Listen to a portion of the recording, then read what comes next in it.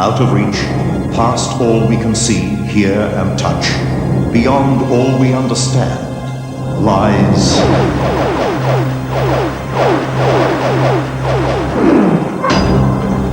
the extraordinary. Delta Sierra Juliet, Melbourne. What type of aircraft is it? Delta Sierra Juliet. Cannot affirm. It is full bright and seems to me like landing lights. Delta Sierra Juliet, roger. Is there any Air Force aircraft activity in the vicinity? Delta Sierra Juliet, there is no known aircraft in your vicinity. It is the mystery triggered by this last desperate radio message of Australian pilot Frederic Valentich. 2-3 times, I could not identify. It is the secret folder comedian Phillies Diller keeps locked in her closet. She calls it the creepy file. As my secretary walked past the cage, he said, "Don't go to the airport." And she freaked. She really wanted to cancel the trip. And when we got there, believe me, it was one of the worst flights that we've ever had. It was 2 hours late, and then they had mechanical trouble. It was one of those days, and he never said it before or since. The extraordinary is the highly educated doctor from Yale University who has no doubt he has lived before. It was as if a huge hand had reached down and changed my life forever, because I knew that we weren't limited to our bodies then. This was very strange to me. It is the curse that surrounds this dark Shakespearean play. A play whose name actors refuse to say. The facts of the matter are that more people have died performing this play than any other play ever written. The extraordinary is a ghost that visited Edna Burt in her home. A ghost that appeared in a painting she gave her husband. But when you're painting and you feel it needs something, you do something. There was no intention on my part to put a ghost into it, but apparently that's the way it's turned out. Just some of the stories that lie beyond our normal understanding. Tonight, on The Extraordinary. The image in that painting is quite eerie. Good evening, I'm Warwick Moss. Tonight, the greatest lingering mystery in Australian civil aviation. It concerns the disappearance of young pilot Frederic Valentich. Because of his final radio message, his case is recorded by international UFO experts as the most significant of modern times. Many people, including his father, remain convinced that Frederic fell victim to an encounter with a force unknown. The day of October 21st, 1978, saw a gentle breeze just on sunset. No sign of the dramatic events to follow.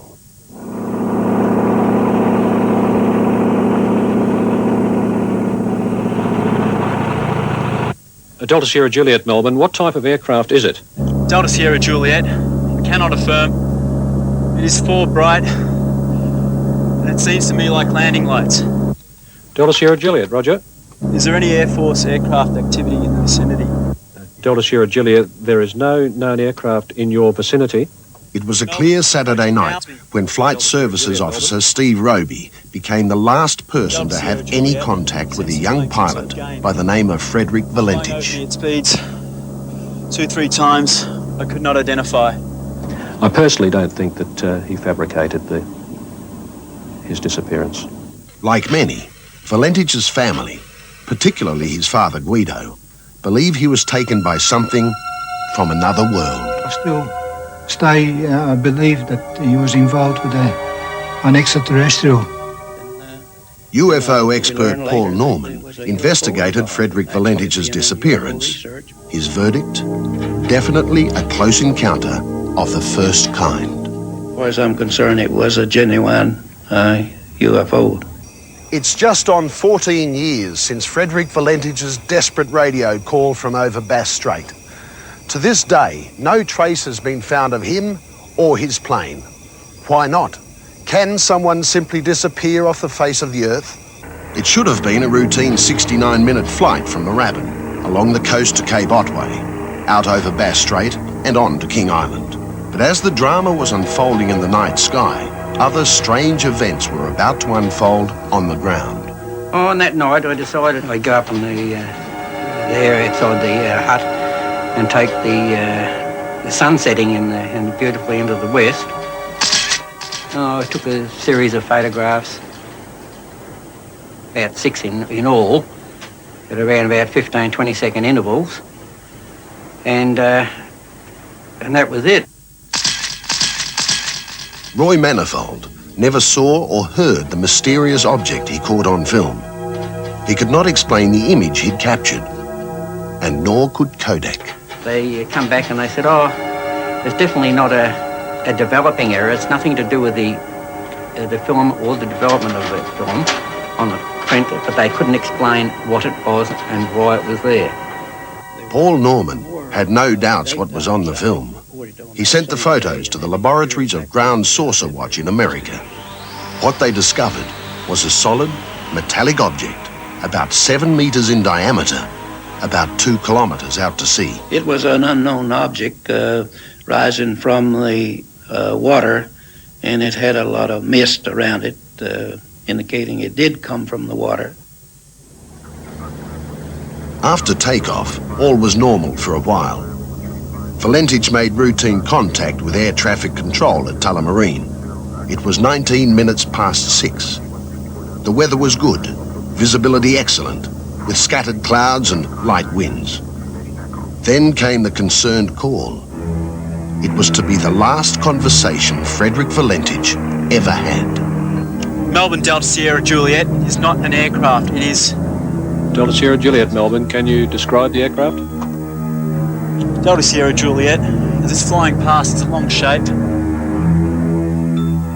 Few people had ever heard these words. The exact words uttered by Frederic Valentich in his last call to air traffic control. Melbourne, it's approaching now from due east towards me. Delta Sierra Juliet, Melbourne. Delta Sierra Juliet, he seems to be playing some sort of game. He's flying over me at speeds 2-3 times I could not identify. Delta Sierra Juliet, Roger. And how large would the object be? Delta Sierra Juliet, Melbourne. It seems like it's stationary. What I'm doing right now is orbiting, and the thing is just orbiting on top of me. On King Island, life was going on as normal. But some did report strange lights in the sky, as did scores of others on the Victorian mainland. There were more daytime sightings reported on that same day in any period of activity I've ever investigated. In my mind, knowing my son, I was sure that he was encountered something very seriously, because he would never go on that radio and compromise his future career as a pilot. It is hovering and it is not an aircraft. Delta Sierra Juliet. Delta Sierra Juliet, Melbourne. Delta Sierra Juliet, Melbourne.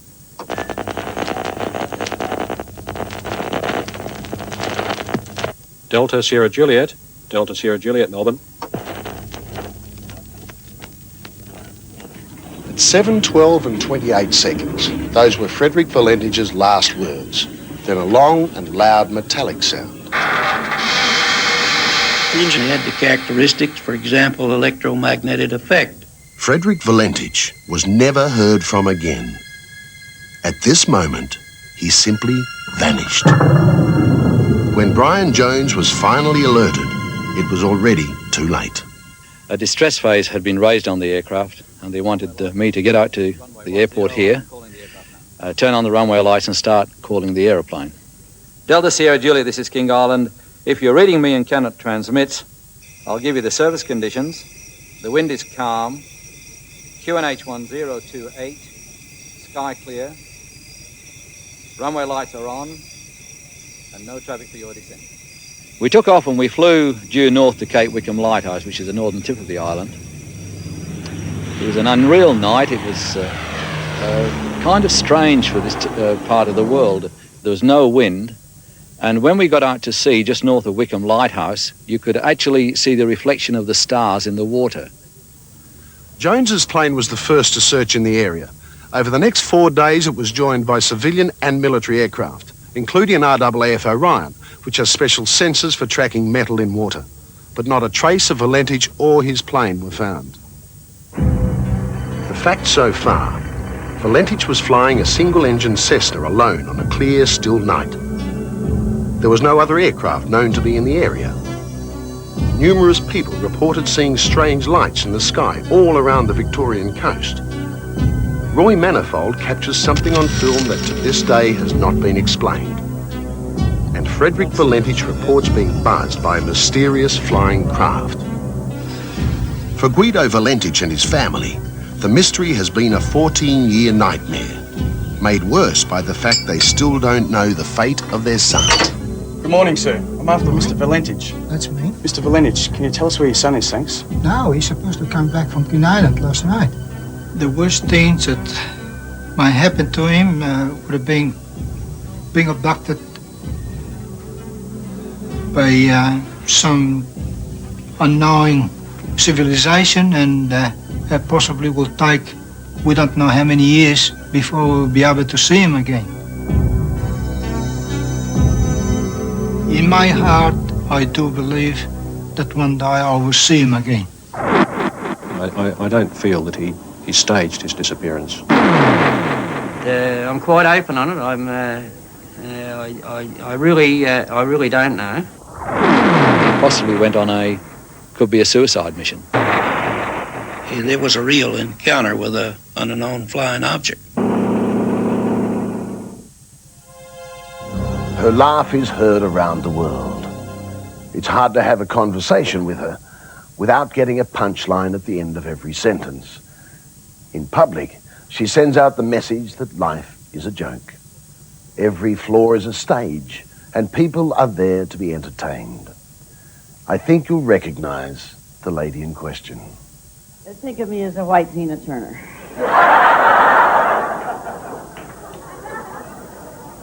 No, think of me as a sex symbol for men who just don't give a damn. Phyllis Diller has brought her bag full of one-liners to Australia on several occasions, and over the years she's been a regular in Bob Hope's specials and movies. These days, she's the matriarch of American stand-up comedy. But behind the act, there's a more spiritual Miss Diller. You have to scratch hard to find it, but inside Phyllis lies a deep awareness of the unexplained. When we called on her in Hollywood, Phyllis revealed her collection of stories that she keeps locked in her bureau drawer. So come with us now into the folder where Phyllis keeps what she calls the creepy file. Phyllis's parrot, Polly, occupies a lot of space in the creepy file. And this is just one of his psychic flashes. The day Phyllis was about to get on a plane. As my secretary walked past the cage, he said, "Don't go to the airport." And she freaked. She really wanted to cancel the trip. I said, "Teresa, we can't cancel the trip. We've got to go. The show must go on. We can't listen to a parrot. He can't run our lives." And when we got there, believe me, it was one of the worst flights that we've ever had. It was 2 hours late, and then they had mechanical trouble. It was one of those days, and he never said it before or since. Then there was the day a strange voice told Phyllis to buy a flashlight.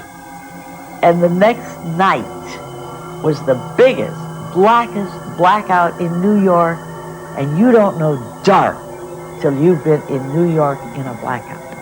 Believe me, you can be in an apartment that you think you know, and you can't even find a wall, except that I had my flashlight. There was the practical joker at the Kentucky Derby, who thought he could shock Phyllis by pulling a giant pocket watch out of the front of his trousers. Phyllis had the perfect answer. Cute old guy, and he stood up and opened his fly and pulled out one of those huge big watches. Have you ever seen them? They're great big watch. It was his joke, and it was on a chain. I reached into my bag and pulled out the same watch. Phyllis also has a file on the day she was at a radio station, and for no apparent reason, the DJ started talking about kumquats. Because you seldom hear the word kumquat. And he used the word kumquat. I said, would you believe I have a kumquat in my purse? I took out a kumquat because I just happened to have a kumquat tree at that time, and I don't know why I had it in the purse.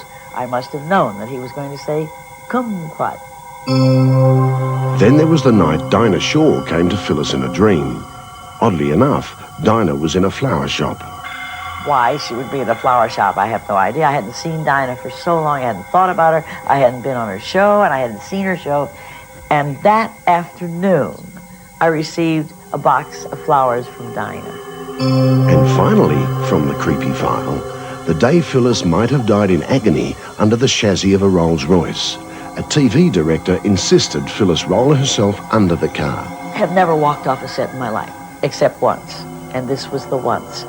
He wanted me to get drunk and do it. He said, what do you drink? Vodka? And I said, look, nothing will get me under this car. I said, you figure out how you're going to get around this scene. And I walked to my cottage. I had a cottage for a dressing room. And while I was in there, this huge, heavy car that was up, not on wheels, not on its own wheels, but on apple boxes. You know, those are only wooden boxes that they use on television and movie sets to put things at a proper height. The car collapsed. That would have been the end of my life. All you have in life is time. That is it. Because, see, I don't think I'm coming back. In fact, I know I'm not. Anyway, I'm trying to do as much as I can with this life. Therefore, I try to be organized. That's why I have a creepy file. Ever had the feeling you've lived before? Most of us have experienced déjà vu, or imagined a time and place that seems more familiar than it should. And I guess only a certain number of us actually believe in reincarnation, that we've lived before in a different century or body.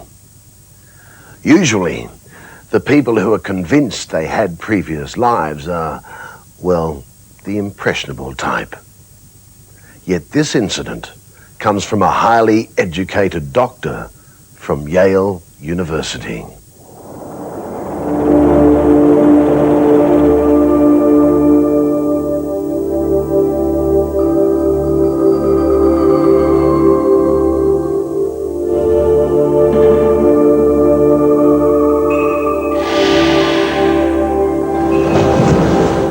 She is a woman who lived 4,000 years ago, drowning in a cruel sea when her baby is dragged from her arms. My baby. My baby.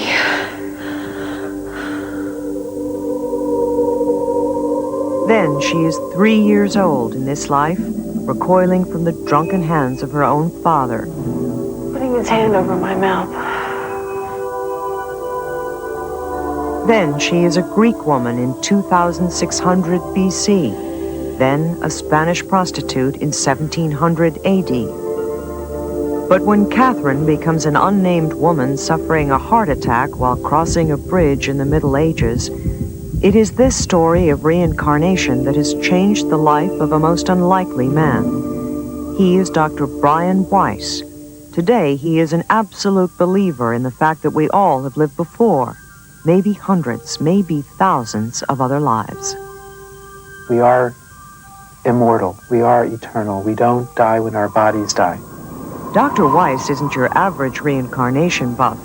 He's an eminent professor of psychiatry from Yale University Medical School, chairman of the psychiatry department at the University of Miami's Mount Sinai Medical Center. Even he finds his conversion unlikely. This new stuff, parapsychology, right-brained, or the illogical, non-linear, this was something alien to me. I did not believe in any of it. Very skeptical. That was until he met the lab technician named Catherine an attractive woman in her early 30s. She was complaining of panic attacks, phobias, depression, recurrent nightmares. She was sleeping in a walk-in closet in her house and couldn't function. She came to me. I would normally have treated her with medicines, antidepressants for these panic attack and depression symptoms. But she refused. She had a lifelong fear of gagging. She refused to take any medicine. I wanted to use hypnosis. She resisted. She was afraid of giving up control, but finally she agreed. And I used hypnosis to bring her back to her childhood, and we did find very traumatic episodes. How old are you, Catherine? I'm 3. The worst was when she was molested by her father, who was an alcoholic merchant sailor. I hear somebody coming. Do you know who it is? It's my daddy. Are you frightened? Mm-hmm. And he held his large hand over her mouth. In my office, many years later, she was gagging and choking.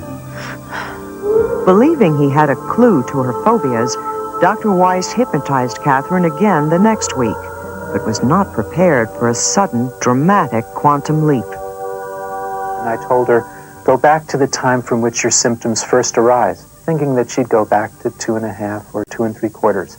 But instead, she just flipped back about 4,000 years into some ancient Near Eastern lifetime. I'm in Egypt. You're in Egypt? Although I was thinking this is imagination or fantasy, I had never heard of this before. How could this be happening? She went through this life in a different body, different face, different hair, different name, drowning in a flood or tidal wave, her baby being torn from her arms by the force of the water. My baby!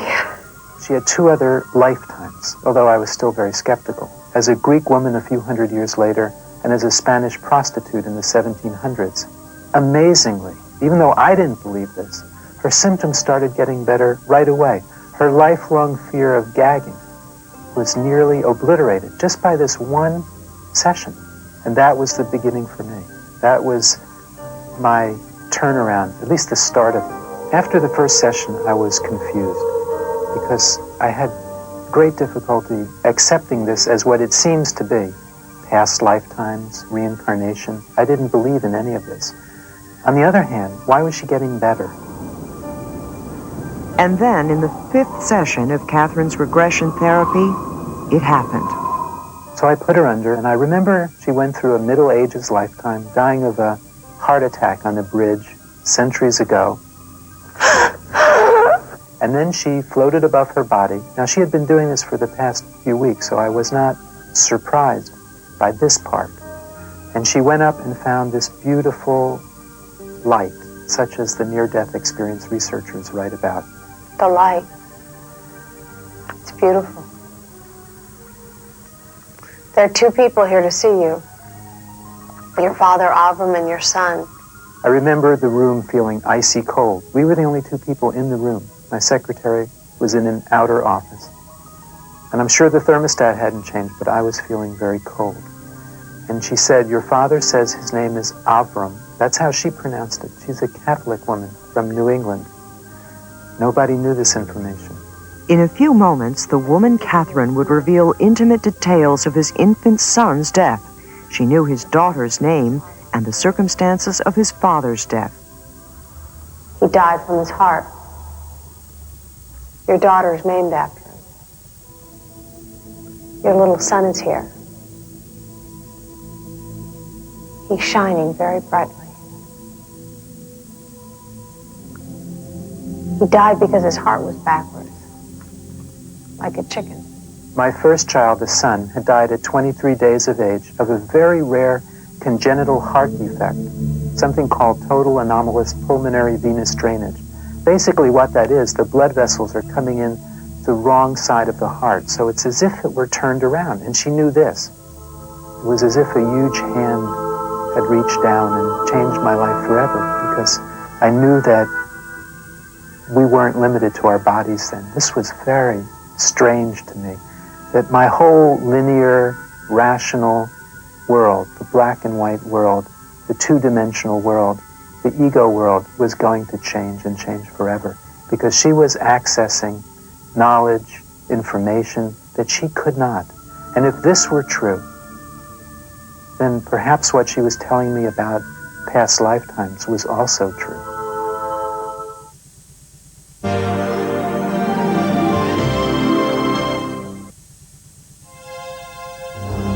The theatre is full of tales of mystery, intrigue, and the abnormal.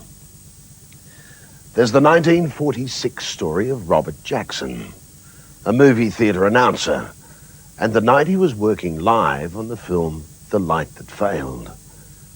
During the screening, 5 gunshots rang out in the film, but no one noticed the sound of a 6th shot, a real bullet that murdered Jackson. 47 years later, in 1993, a man told police he knew who did the killing, his father and a friend, both of whom were now dead. And then there's the story of the Shakespearean play, some say is cursed. I have no words. My voice is in my sword. Now bloody a villain than terms can give thee out. The facts of the matter are that more people have died performing this play than any other play ever written. More horrendous things have happened while it's been performed than any other play ever written. And it is universally regarded in the theatre as being a cursed play. Many actors believe there is something evil in the play itself. They will not refer to it by name, refuse to utter that single word in a theatre, and never rehearse the final line until opening night. You see, her eyes are open. Aye, but that sense is shut.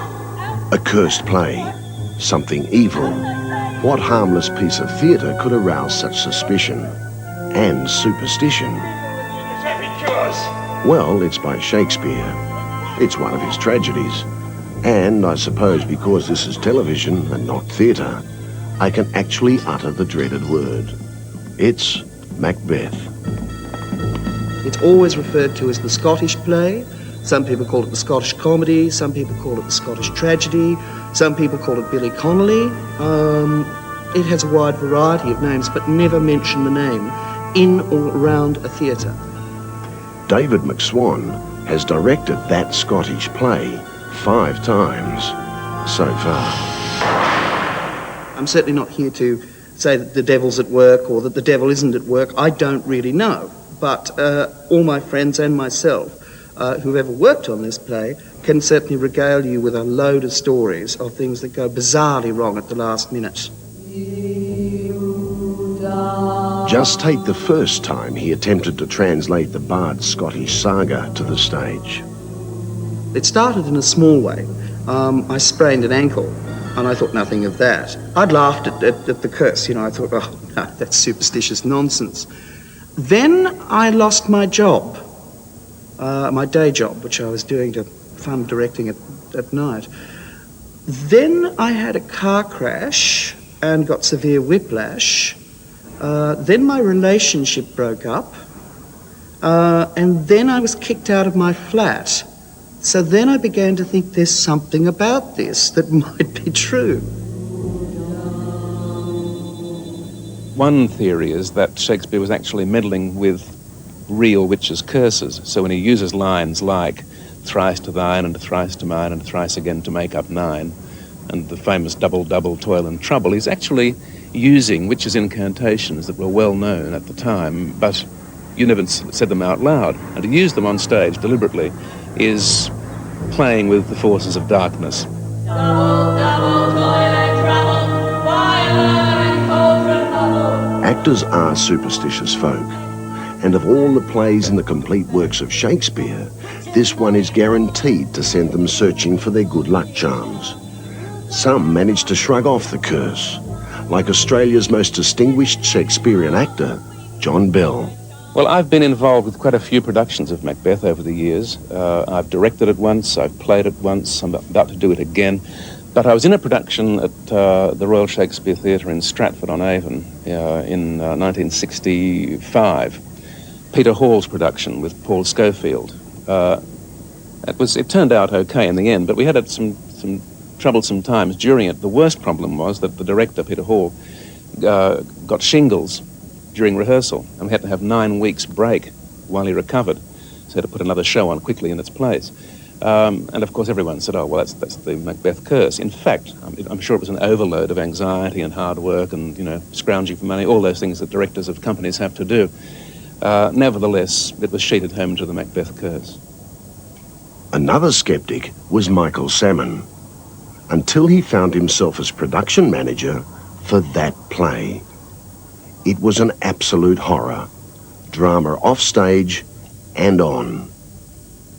One particular night, one of the patrons had a heart attack and we had to stop the show to get a patron out, which is the first time that has happened in the history of the theatre. Was an extraordinary production, and the interesting thing is that no one in the cast or no one in the administration actually thought that there was any credence in this myth that surrounds the Scottish play. But I can assure you, at the end of the production, we'd all changed our minds.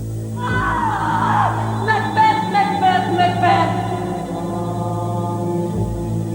It was asked and I cursed the calendar. I was reading recently that the RSC was doing a production of Macbeth, the Royal Shakespeare Company, and they got a priest in to bless the entire cast. That was the degree of the terror that they had when they're doing it. A play first produced in 1605 or 1606 about a political power struggle and a gruesome murder in Scotland. A fiction that's mesmerised audiences, but terrified actors and directors for almost 4 centuries. I respect the tradition of not mentioning the name, because the mere mention of the name brings bad luck, but also because I think it's out of respect for other people who really do believe it. And I've worked with a couple of actors who I've seen go quite white, and their whole performance has been completely destroyed by somebody carelessly mentioning it, even just in conversation. I don't think that actors and directors these days worry too much about the Macbeth curse. We can't afford to pay deference to that kind of superstition anymore, I think. But we do worry about safety precautions, for instance, with costumes and weapons and that sort of stuff, to make sure that they're safe. If there's going to be stage machinery involved for various apparitions and witchcraft and so on happening, to make sure it's foolproof, because sure as eggs, if anything goes wrong, people are going to say, well, you shouldn't have done that play, it was bad luck to take it on in the first place. Bloodier villain than terms can give thee. Nevertheless, they just can't help themselves. Curse or no curse, the Scottish play by William Shakespeare keeps appearing on stages all over the world. It's a bit difficult. I mean, when you're rehearsing that play, you have to mention Beth every couple of words, and you can see people on the floor going white with tension. Don't say it. Don't say it. But I think you've got to come to a point where you reach a practical compromise and you say, well, what the hell? We're doing the play. We're tempting fate as much as we can in any case. So in for a penny, in for a pound. Double, double, boy, and trouble. Fire, burn, and cauldron bubble.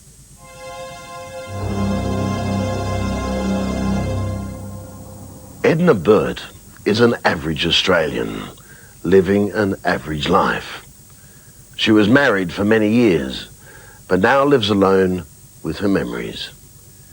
One of those memories is very special and quite unique. You see, Edna was often visited by a ghost that eventually made a very strange appearance for all to see. It's late one night in the 60s, a comfortable but unpretentious home in the suburbs of Sydney. Edna Burt has trouble sleeping, so she's passing time sewing in the dining room. Her husband Jim and 2 daughters are sound asleep. After a while, Edna has a strange feeling. She senses she's not alone in the room. there's someone standing in the dining room doorway. At first, quite naturally, she assumes it's Jim.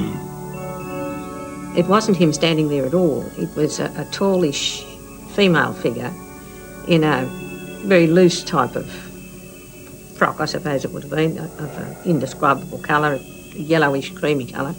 And I felt that she was very happy to see me there.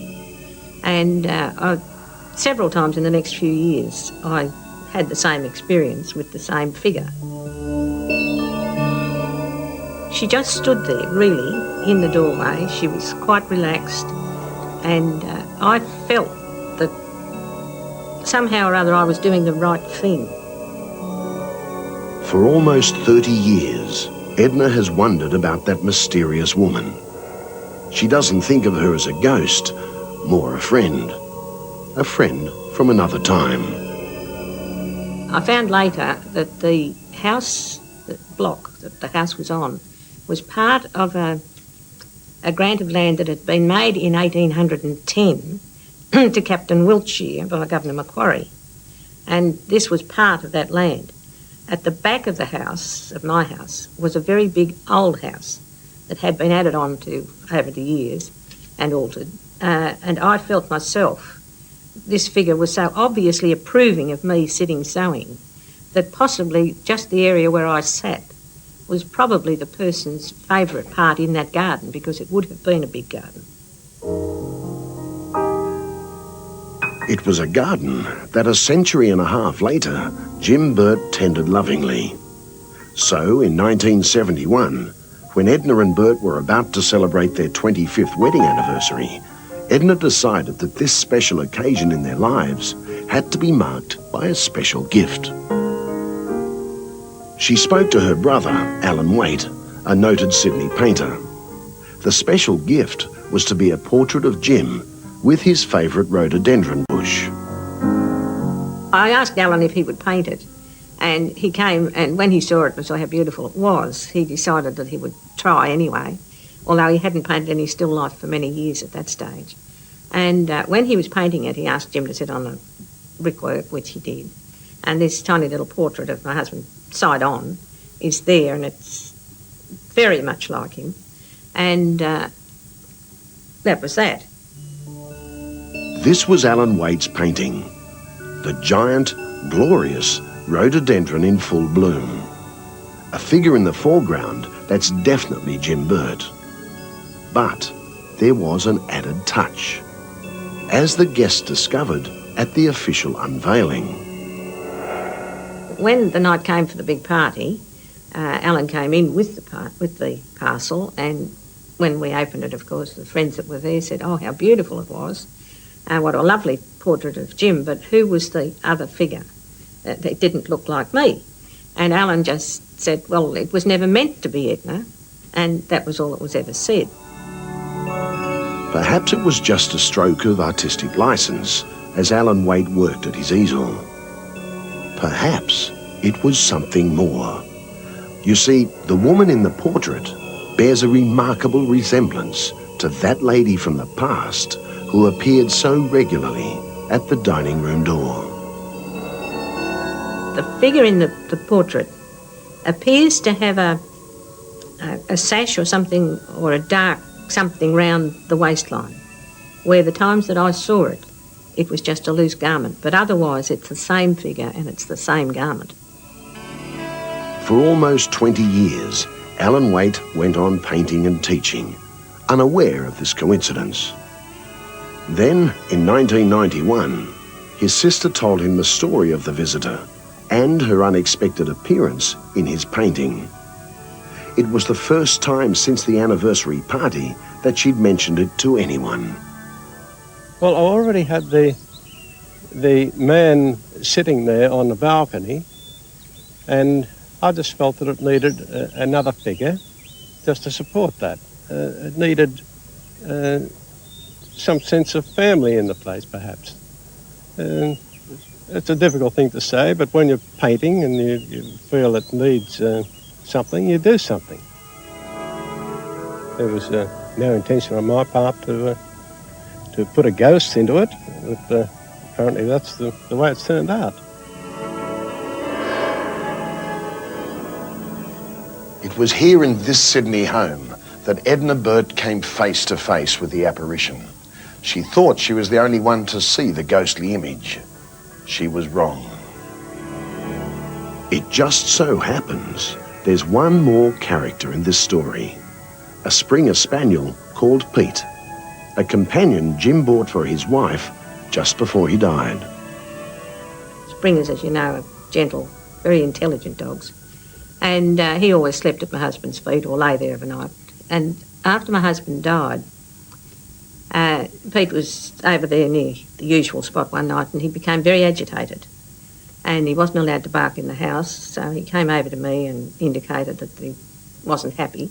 I calmed him down for a while, and then eventually he went, and instead of going back to that place, he went and lay across the doorway that led into the hallway. The doorway, in fact, where the lady had always appeared. Edna's now convinced that Pete sensed there was a stranger in the house, a stranger who called in every now and then. And, more by instinct than by training, it was his job to protect Edna from any intruder. An intruder from the present, or one from the past. It had occurred to me that I hadn't seen the figure, as I thought, from the time that we acquired the dog. But I think the dog was there and kept the figure from coming in to me in the lounge room, because you couldn't see directly into the lounge or out of the lounge room because of the angle of the door. So to my way of thinking, the figure did come again on a number of occasions, because again, Pete would be distressed, not exactly distressed, but telling me there was something wrong or something different.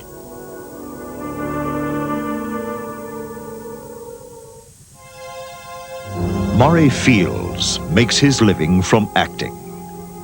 But he knows it was no act the night his dead mother-in-law came to visit. So if my mother died first, she would stop the clocks wherever I was at 12 o'clock. If I died first, wherever she was, I'd somehow stop the clock. And that way, the other one would know that there was somewhere, really. It's a beautiful idea that I didn't really believe it had happened, you know. Sort of down to earth sort of a bloke, but it's strange. Everyone will. A pre-arranged signal from beyond the grave. An untold story. Next week. Murray Fields and his wife Val. And a message from the other side. Don't miss their story.